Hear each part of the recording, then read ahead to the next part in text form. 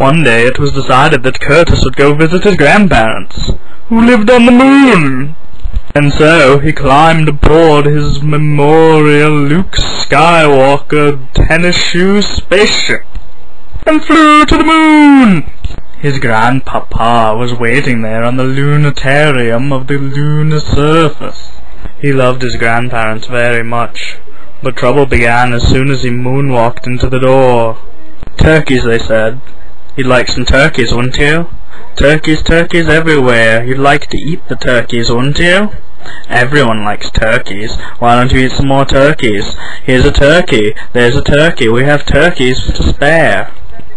He tried to sleep the day away, but they woke him up to tell him that although he owned a horse ranch and a cat, that he was still a failure, and that he should be trying harder. As he again tried to read his awful book, all they would do was talk about lamps and lamp accessories. What shall I do, he thought, as he conveniently stood under a sign that said, "What shall I do?" Just then, he looked at the time, and lo and behold, it was time to go. It had been hard, it had been horrible, but he had survived.